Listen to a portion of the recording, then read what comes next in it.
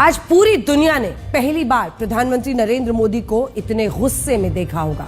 पहलगाम हमले को लेकर पहली बार उन्होंने आतंकवाद और उनका समर्थन करने वालों के खिलाफ इतना सख्त बयान दिया है। आप सोचिए, पहलगाम में हुए आतंकी हमले ने पीएम मोदी को इतना आहत किया। वो सऊदी अरब का दौरा बीच में खत्म करके आए। उसी वक्त गृह मंत्री अमित शाह को बड़े एक्शन के लिए उन्होंने आदेश दिए। हमले के 2 दिन के अंदर ही पीएम ने आतंक के खिलाफ भारत का एक्शन प्लान पेश कर दिया। भारत के इस कदम से आतंकवाद के गढ़ पाकिस्तान में खलबली मची हुई है। सीसीएस की बैठक, पाकिस्तान की चिंता, भारत की कूटनीतिक चालों से ज्यादा वो एक्शन है जिसके बारे में आज पीएम मोदी ने इशारों इशारों में कहा है। प्रधानमंत्री नरेंद्र मोदी ने आज मधुबनी में पहलगाम हमले में शामिल आतंकियों को खुली चेतावनी दी। पीएम मोदी ने आतंकियों और साजिश में शामिल उनके पाकिस्तानी आकाओं को कह दिया कि वो चाहे दुनिया के किसी भी कोने में छिप जाए, उन्हें मिट्टी में मिला दिया जाएगा। आज प्रधानमंत्री मोदी ने केवल देश के लोगों को ही नहीं, पूरी दुनिया को इशारों में बता दिया कि अब भारत कुछ ऐसा करने वाला है जो पहले कभी नहीं हुआ।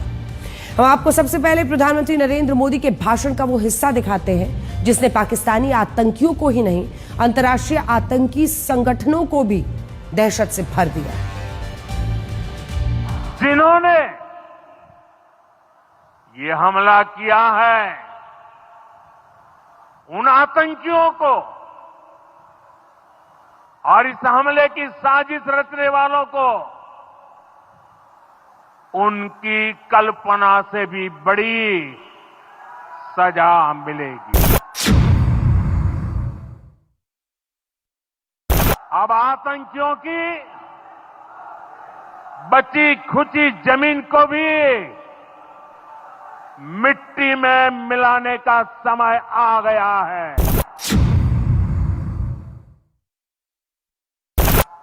India will identify, track and punish every terrorist and their backers. We will pursue them to the ends of the earth. आपने प्रधानमंत्री नरेंद्र मोदी का ये भाषण सुना, लेकिन क्या आपने इस भाषण में छिपा गुस्सा देखा? प्रधानमंत्री मोदी ने 3 ऐसी बातें कही हैं जिससे आतंकियों में खलबली है और पाकिस्तान दहशत में है।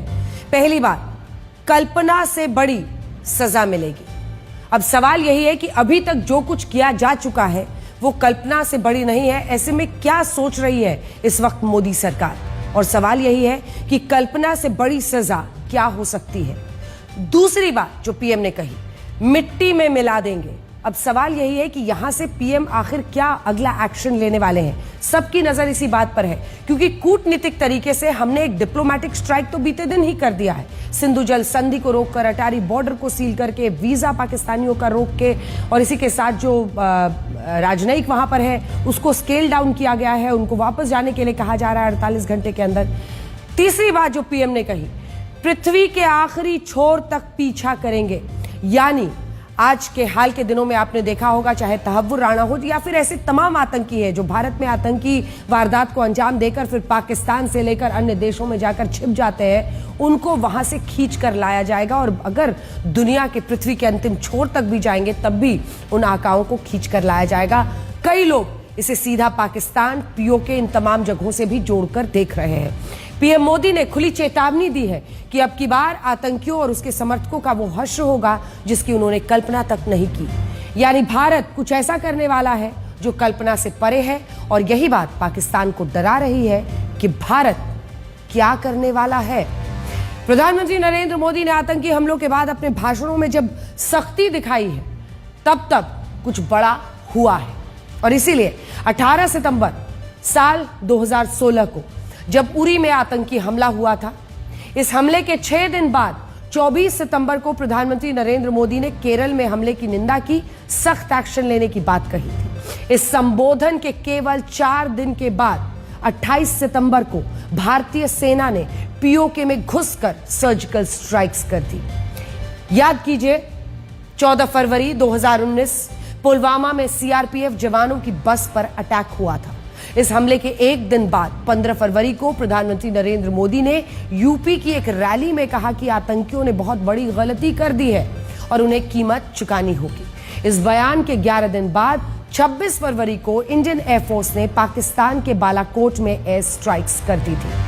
अब 2 दिन पहले 22 अप्रैल को अगर आप देखें तो पहलगाम में आतंकियों ने 28 लोगों को हिंदू होने की वजह से मार दिया था। इसके हमले के 2 दिन बाद देखिए, इस हमले के प्रधानमंत्री नरेंद्र मोदी आतंकियों को मिट्टी में मिला देने की बात उन्होंने बिहार में जाकर कही है और अब पूरा देश ये जानना चाहता है कि अब की बार क्या होने वाला है।